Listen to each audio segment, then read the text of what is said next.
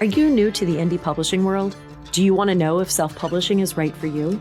You've come to the right place, where you'll find tips, tricks, and the answers to the questions you've always had about writing, marketing, and self-publishing. Welcome to the Hot Mess Writer's Life. Help for the indie author with me, Lynn Howard.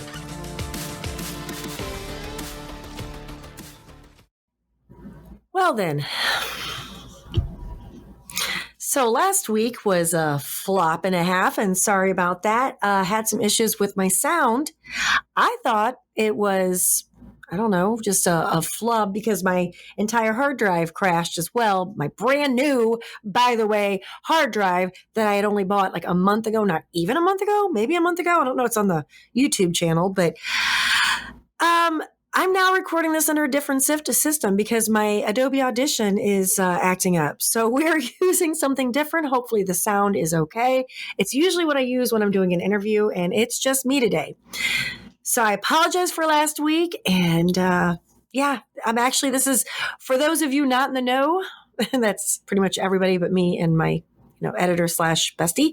I'm also recording this on video as well for YouTube, and eventually this will become a part of a Patreon package deal thing. I always forget the name of what they're called, the tiers or whatever.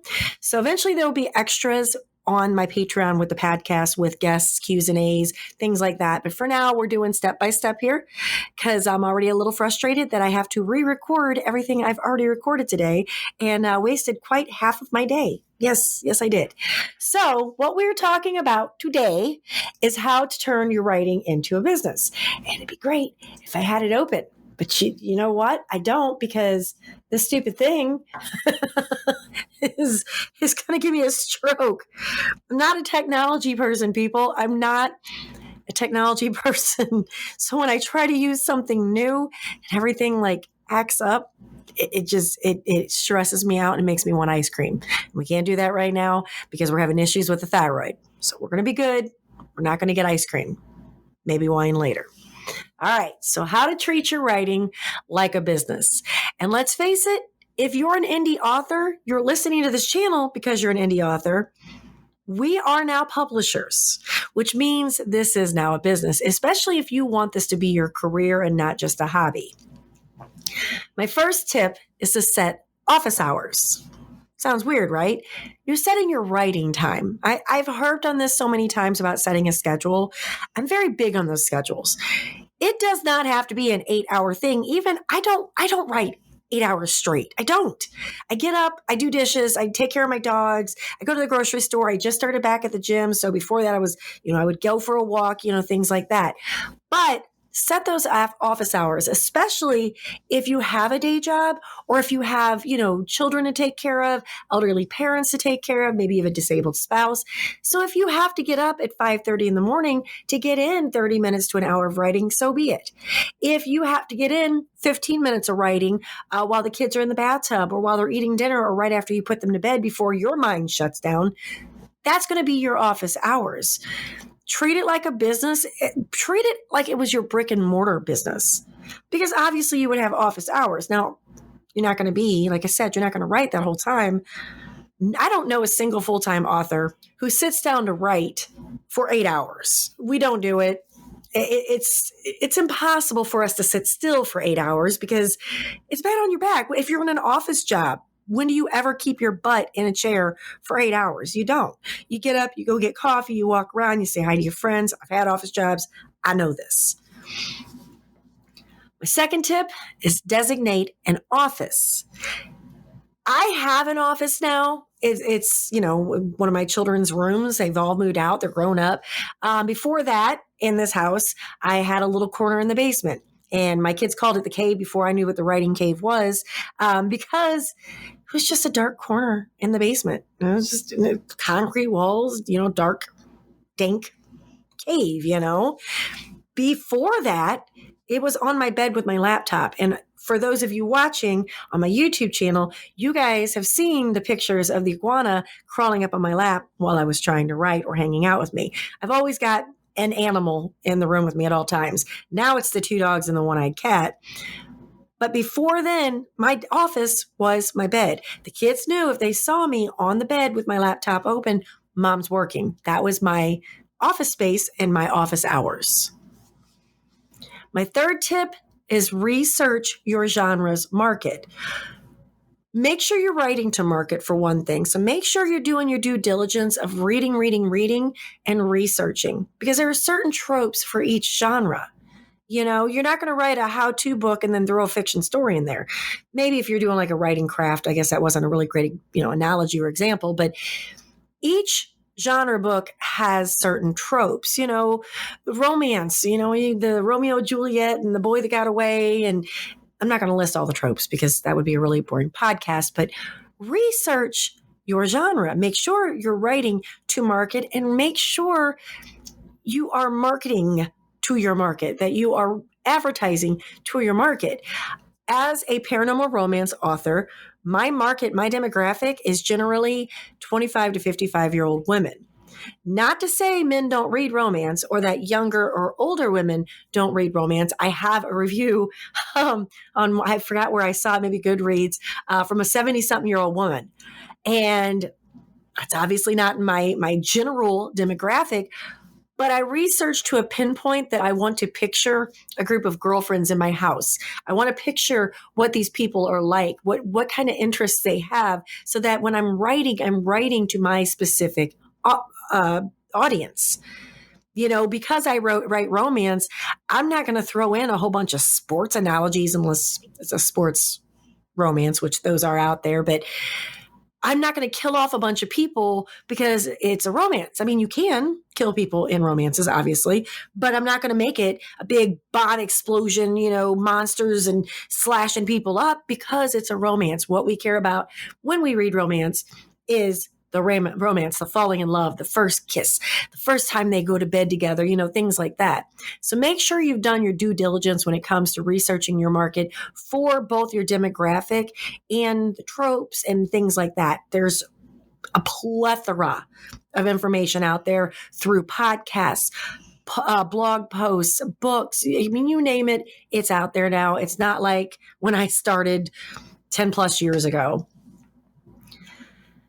Number 4 is continue reading and researching both inside and outside your genre. I love paranormal romance. It's my favorite to read and write, but I do read horror. I do read urban fantasy. I don't really read sci-fi. I've tried it. I've tried sci-fi romance even. I just don't like sci-fi, but I do read outside my genre because I want to see their tropes. I want to see what their strengths are and see if I can, find my weakness from their strengths. You never want to pigeonhole your writing. I only write about small town cowboys with blonde hair who ride white horses. Again, terrible analogy. If you're reading and researching inside and outside your genre, your entire world is going to open up. Your creativity is going to open up. I swear the last recording I did of this was way more articulate, but now I'm exhausted and stressed out and frustrated. So bear with me, and hopefully that made sense. Number 5, keep learning. I just said a few minutes ago, there are so much information out there. There's podcasts, blog posts, books, master classes, free courses. I've taken Brian Cohen has the Amazon ads. What is it? Amazon ads challenge, I think, on Facebook. And I've done it twice, and I'm actually fixing to take his course next round. I got to tell you, following his tips and doing the homework and implementing what I learned has increased my sales and my page reads. So these classes, and research the class before you take it, because Joe Blow down the street teaches a class. Obviously I would not be someone that wants to stand up in front of a class and teach, but I could probably do a pre-recorded one. So if you're wanting to go to a class and say one of these junior colleges, research the teacher, so you know that this person knows what they're saying. They have published several books successfully. If it's a marketing class, make sure that their marketing is to their demographic. Make sure that they have seen success. The whole thing, if you can't do, you teach, it's bullshit. It's bullshit. The best teachers have, especially in our industry, know what they're talking about and they know what works. So find what works for you. If it's a free course, fine. When you're starting out, you obviously don't have a bunch of money, but I always suggest putting your profits from your books, your royalties back into your business. So that you can continue growing your business. And that includes learning, and that includes taking classes, whether a master class, whether a marketing class. If you need to go take some basics on grammar again, because I don't know about y'all, but it's been a long time since I've been in school. So sometimes even I need to brush up. This one's going to be scary, guys. Okay. I want you to create your own press. You are going to be a publishing company. The thing is, you're already your own publisher. So let's make it legit. Think of a name, take your time. And you can actually type in, I think it's fictitiousnames.com or something like that for each state. Or you can just Google, type in a name you thought of and see if anything else pops up. And then make it an LLC. Now, you can do an LLC yourself, and I did. You're going to have an abundance of time or an abundance of money. I had the time, not the money at the time back then. So I actually did my own LLC, but you can have an accountant do it. You can have a lawyer do it. Maybe you have a friend that is like super duper smart when it comes to this stuff. Have them help you with it. Throw them 20, 30, 40 bucks to give you a hand with it. Then you're going to go to Bowker's and you're going to buy your ISBN numbers. Now, here's a big tip, and it's going to make y'all's butt clench like it did mine. You can buy 10 SBN numbers. And if you don't know what an ISBN number, it's the back of your book. It's an identifier for your book. So when you're looking at, say, Amazon page, you'll see ASIN or you'll see ISBN. Those numbers are only assigned one time to each book. You want those numbers. You don't just want it to say published by Kindle Unlimited or published by Amazon or whatever it says nowadays. You want it to say published by Susie's Press. Not only does that help you keep all your stuff straight, especially come tax time, but it lends you an air of credibility. I don't know why, but it does, because there are still some people out there that, wrinkle their nose at, indie publishing, which is frankly stupid because we're kind of taken over at this point. The big publishers are starting to follow our marketing and our tips, because we're doing it on our own. So we're finding what works, whether it's doing TikToks or Instagram or whatever. They're starting to follow what we're doing now. Now, 10 ISBN numbers, when I bought mine, I think it was like $200 and something. If you only plan on writing a couple books, that's fine. I knew that this was going to be the career that I wanted to do, and I tend to write fast sometimes. I bought 100 ISBN numbers, and it cost me like $575.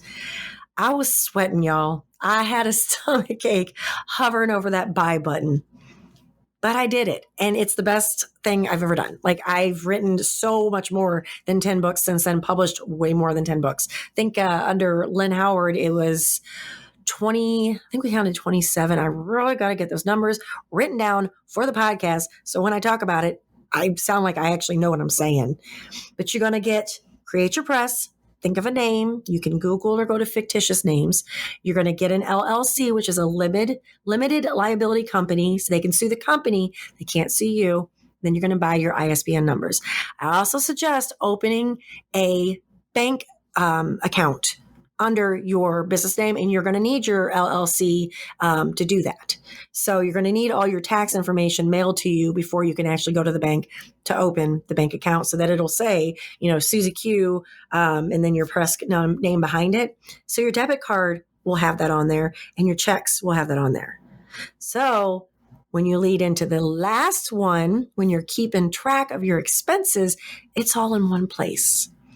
Keeping track of all your expenses is paramount when you're trying to build this career. When you have one book out, you don't really have any sales, it's not a big deal. But as you start seeing your income going up, guess who else sees that? The IRS. So you're actually getting 1099 at the end of every year from Amazon, and if you go wide, from the rest of the sites. I have some books wide under a different pen name, and then Lynn Howard is Kindle exclusive. So I get 1099, and I have to go to my accountant with these things, with my husband's W-2s and my 1099s. Here's the thing. You buy a new laptop, that's tax deductible. You buy a new computer, you're using it for working, doing the writing, covers, whatever it is, tax deductible. Notebooks, ink pens, even the candy that you buy to put on your table for a book signing, that is tax deductible.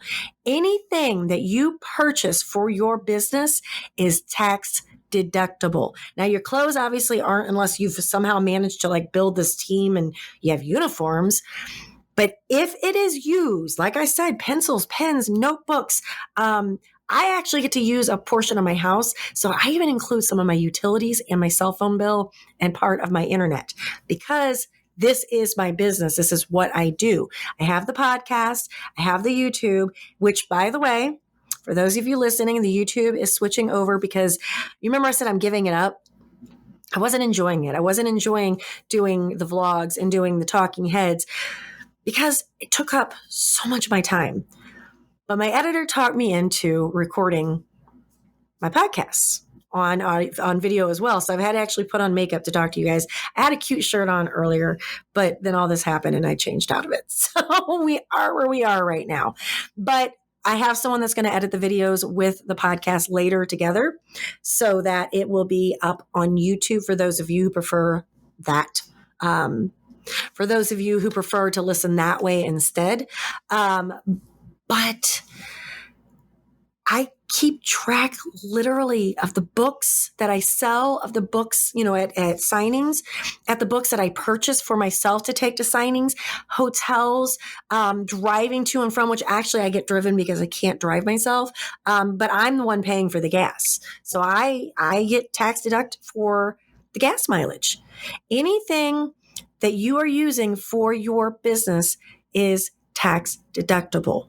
For your camera, if you want to start a YouTube channel, for me, my microphone, because of the podcast, is related to my publishing business. So make sure you keep track of your finances. You can keep track, you keep all your receipts, like keep in a manila envelope, which I do for things that, let's say I'm out and I have cash and oh my God, I forgot to get candy for the table. I save those receipts. Or the hotel room. I don't always put the hotel room. I don't always reserve it on my business account. So sometimes it'll get charged to my other personal account. So I'll save that printout, that receipt, and I'll put that in the manila envelope. But if you use, PayPal through your business and your business account to purchase your things, it's way, way, way easier to keep track. Paying your editor, paying your cover artist, all those things are related to your business. They're tax deductible. You may, if you write as fast as I do, you may have to 1099 your people at the end of the year. A lot of them expected, especially if they work a lot. But if you're just starting out again, every expense. I actually came out on top, not much, but I came out on top last year with a profit after, all my tax deductions and everything else. But I did have finally a profit. After all these years, I finally had a profit because I put in a lot more money than I normally do the past more than 6 months, because I started at the end of, it was around September, I started really throwing money into my business because I decided I was going balls to the wall. This is what I want to do. I'm middle-aged. I'm not going to change careers now, especially from something I love to do. This started out as a hobby and something I was doing to feed that creative side. Something I've always done was write, but I started doing it more often. And then it kept developing until I started a writing routine. And then I started, my little space, and I just kept pushing. And then this past, 6 months to a year, so it's been about a year, I really, really went hard. And I got to tell you, I'm happier than I've ever been. I'm so glad I started the podcast. It's not big yet. I don't have that many listeners yet, but I'm enjoying myself. It's making me happy. It's fulfilling me.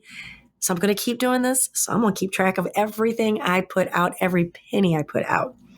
So that's what I have for you guys this week. I will see you guys next week. Have a good weekend because I'm going out of town if it doesn't rain. I'll see y'all next week. Bye. If you've enjoyed this episode of A Hot Mess Writer's Life, Help for the Indie Author, make sure you hit that subscribe button, and I'd love if you'd leave a review. See y'all next time.